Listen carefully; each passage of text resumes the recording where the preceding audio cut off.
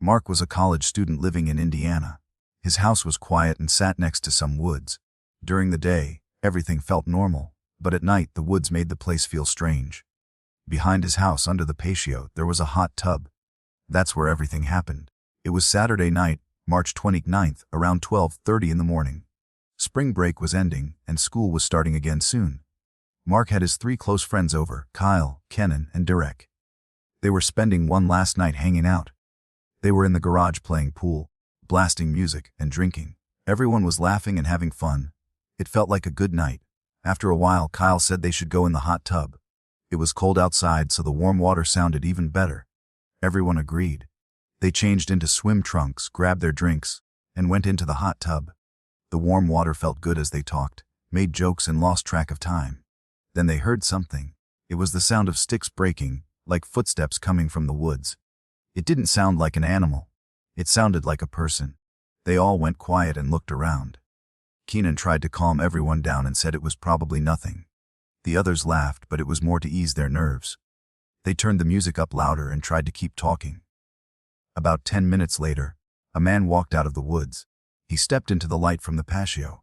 He was wearing a long black coat, white sweatpants, and a gaming headset. His eyes were wide, and his face showed no emotion. Everyone jumped. They yelled at him, asking who he was and what he was doing. The man raised his hands and said his name was Seth. He said he was 33 years old and heard them laughing and wanted to join. The guys looked at each other, confused. Mark told him to leave, but he didn't listen. Instead, Seth took off his coat, then his shoes, and then his pants. He was now in only his underwear. Then he got into the hot tub. No one knew what to say. Mark pulled out his phone and started recording, not for fun, but because the whole thing felt unreal. This was the footage he captured. What the howdad? Wait.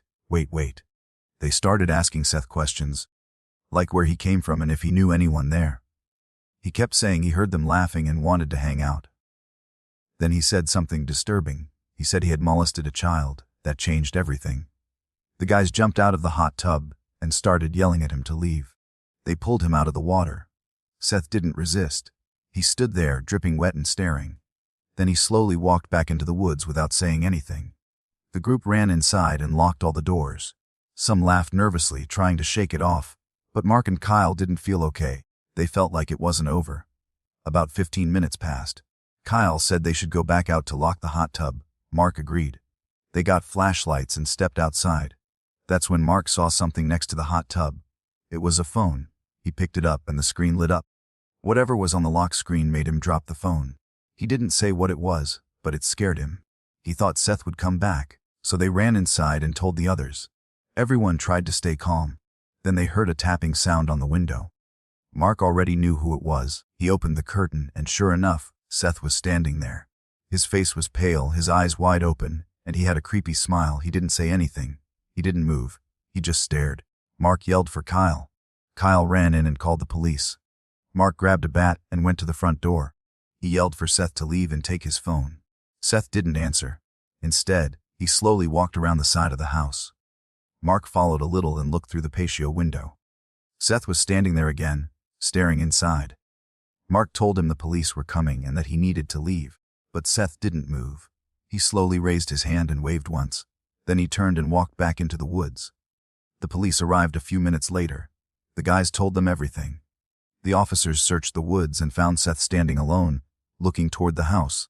They arrested him for trespassing, and everyone thought it was over. But Mark didn't feel that way.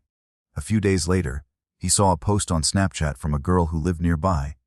It was a video showing another man, not Seth, trying to break into her house late at night. That's what bothered Mark the most.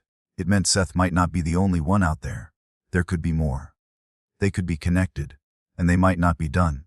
A few years ago, 3 high school friends named Beck, Matthew, and Tyler decided to explore a sewer tunnel in their neighborhood. It was winter and very cold outside. The tunnel was at the edge of their neighborhood, under a small creek next to some office buildings. These buildings were empty and dark at night. The boys had seen the tunnel before but never went inside.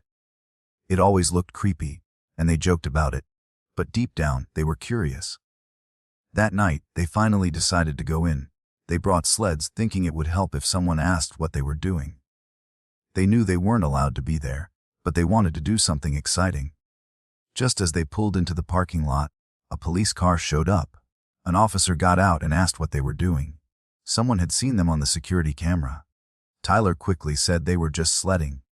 The officer looked at them for a moment, then told them to leave, so they left, but only for a little while. After driving around for about 30 minutes, they came back. This time, they parked farther away, behind a building where no one could see them. They walked down a hill behind the buildings. They could see their breath in the cold, crisp air. They stood in front of the tunnel, noting how big, round, and completely dark it was inside. They turned on their flashlights and walked in. "Turn off your light, everybody. Dude, this is... Oh, look at the date, dude. 1919. 1999. Oh my God. Dude, how did we even find this? Oh my God." Inside the tunnel, the ground was dry. It was quiet except for the sound of water dripping deeper in. The walls had graffiti all over them. Most of it looked old, but one thing caught their eye. A date was spray, painted in large red numbers: 6/1919. The paint looked newer than the rest, like it was done recently. That made them feel uneasy. Their flashlights weren't strong and didn't shine far. Still, they kept walking, acting tough, but deep down they were nervous. The farther they went, the colder it got. The temperature dropped fast. Even though they were underground, they could see their breath. The walls looked like they had ice on them. Big icicles hung from the ceiling. Some were huge and sharp. "Keep it slow. Keep it slow. Oh, I see a light down there. I think I saw something moving. Wait, what was that? Hello? Keep going. Bro, dude. These icicles could impale you, dude. Look how..." Suddenly, a loud cracking sound echoed from farther down the tunnel, sending the group fleeing in fear. The sound resembled something heavy hitting stone. It wasn't any of them. The sound came from deeper inside, too far to see. They tripped, slid, and bumped into each other as they rushed to get out. When they got outside, they were shaking and breathing hard. That's when Beck noticed his phone was missing. He had dropped it while running. Tyler and Matthew told him to forget it. They didn't want to go back in, but Beck didn't listen. He grabbed his flashlight and started walking toward the tunnel again. The others followed, though they didn't want to. The tunnel felt different this time. It felt darker. The air felt heavy and strange, like something was wrong. Their flashlights didn't work as well, and the silence was worse than before. It felt like something was watching them. "I feel like my pocket got a little emptier over here, like somewhere over here. Go over here. This way. Dude, that's where we heard the noise." "Dude, do I have to go back there? You're going first, bro." "Yeah." "We're not leading the way." "Yeah, somebody else lead the way, please." "No, it's your phone." At some point off camera, Beck found his phone. After the group continued deeper into the tunnel investigating, that's when they heard a sound. That rock. It must have hit here or something. A loud scream came from deeper in the tunnel. It echoed off the walls and felt like it was getting closer. They didn't wait. They turned and ran as fast as they could. This time, no one talked, no one looked back. They just ran. They got to the car, jumped in, and drove away without stopping. The car ride back was mostly silent. The three friends thought it was over when they got home. They were ready to move on with their lives. But late that night, Beck's doorbell rang twice. This was at some odd hour when Beck's dad went to answer the door. Nobody was there. This, of course, raises the question, were the boys followed home that night, or was it simply an unfortunately timed ding-dong ditch? That remains a mystery. The night left more questions than answers for the three friends, but they all heard the noises and got it on video. Perhaps it was something they weren't meant to stumble upon.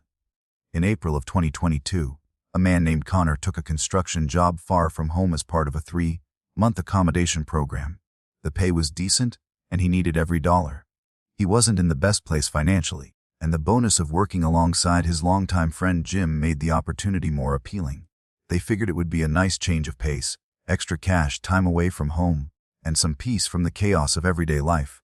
The job itself wasn't bad. A few weeks in, Connor had adjusted well to the routine, but the area they were stationed in was remote, deep in rural countryside. There were long, winding roads with barely any signs of life. It wasn't unusual to go miles without seeing a single home. Connor had always loved the outdoors, and he saw this isolation as a chance to unplug. Most of his coworkers spent their weekends drinking, but Connor had different plans. He wanted solitude. He wanted quiet. So when Friday rolled around, he packed his gear and prepared for a weekend of hiking and camping deep in the woods.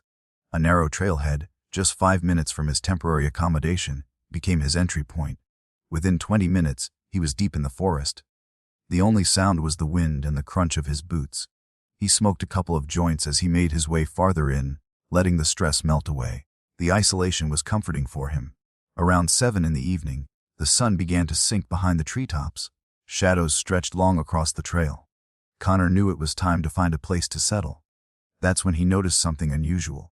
There was a scent in the air, burning firewood, and a light layer of smoke drifted between the trees. At first, it seemed normal.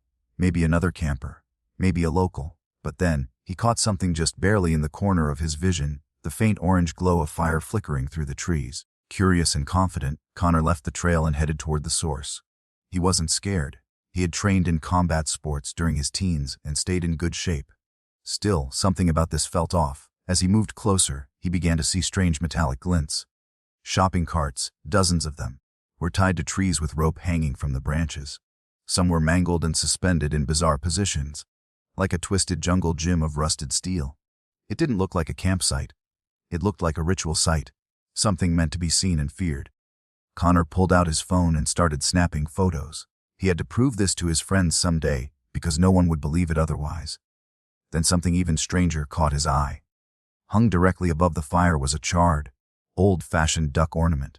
Sitting on the duck's back was a scorched baby doll. The thing was melted, its limbs warped from heat. Connor took a photo of that too, but the longer he stared, the more disturbed he felt. His chest began to tighten. The fire was roaring, clearly tended to recently. There were water bottles scattered around. Someone had been there, or was still there, maybe watching. He thought about turning around, about heading straight back to the trailhead, but something made him keep walking. He tried to convince himself it was nothing, just some weird loner, maybe drunk, probably harmless. Still, he checked over his shoulder more than once. 20 minutes passed, and he put real distance between himself and that eerie camp, but daylight was fading fast, and he needed firewood before it got too dark. He veered off the trail again, this time to gather supplies. He wasn't worried. He had emergency wood in his pack, but not enough to last the entire night. He needed more. After about an hour of preparation, Connor had set up his tent and built a small fire. It was around 9 in the evening when he prepped a steak and potato meal in foil and nestled it in the glowing embers.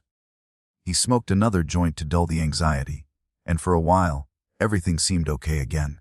With his meal finished and the fire crackling, Connor settled in for the night. He turned on a pre-downloaded playlist of true crime podcasts, listening to cold case files as the forest around him darkened. There was no signal out there, no distractions, just firelight and static-filled voices recounting unsolved murders. At some point, he drifted off to sleep, but it didn't last. He woke up suddenly. The air inside his tent felt colder. The fire outside had dimmed. He checked his phone 4 in the morning. He didn't know what had woken him until he heard it whistling. A slow, eerie tune carried through the trees surrounding his camp. He froze. His body wouldn't move. It was like something inside him had shut down. He lay motionless, listening as the sound crept closer. Then the whistling stopped. What followed was Worsley's soft footsteps, fast, light, and quiet, circling his tent. He couldn't see them, but he could hear them crunching twigs and shifting leaves. His heart pounded in his throat. Then, without thinking, his body finally snapped into motion. He jumped up, threw on his boots, and burst out of the tent. What made it worse, what twisted the fear into something primal, was that the footsteps had come from the direction he had entered the trail. The way back to safety was now blocked. He had no choice but to run deeper into the forest. He sprinted as fast as he could, crashing through brush and low branches. But behind him, he could hear more footsteps, multiple, and they weren't in sync. The sounds overlapped too fast and scattered to be just one person. There were 2 of them, maybe more. For 5 straight minutes, he ran until his lungs burned and his legs begged for rest. He found a dense cluster of trees and dove into the underbrush, burying himself in leaves and tangled roots. He didn't move, he barely breathed. The footsteps faded, distant now, but he didn't dare come out. He waited, still and silent in the dark. Eventually, he knew he had to move. He crawled through the forest, with branches cutting into his arms and legs. Every step was slow and careful. When the trees finally began to thin, he broke into one final sprint. He recognized the trailhead, the way out, and ran without stopping. No one followed him after that. The forest was quiet, but the damage was done. He got back to his accommodation and immediately reported the incident to the police.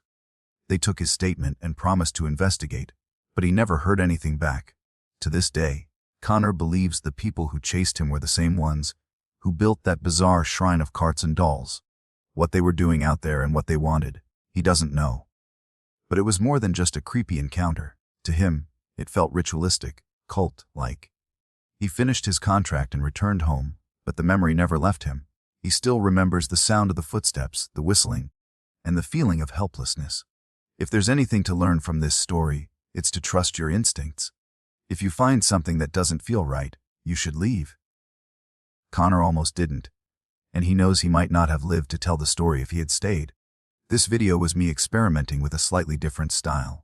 If any of you have personal scary experiences that include photos or videos and you'd like to submit them, email them to me, and I'll try to make this style of video a new series. Also, if you haven't already, click the bell icon and turn on all notifications, because apparently only 15% of you have done so, and that would really help out.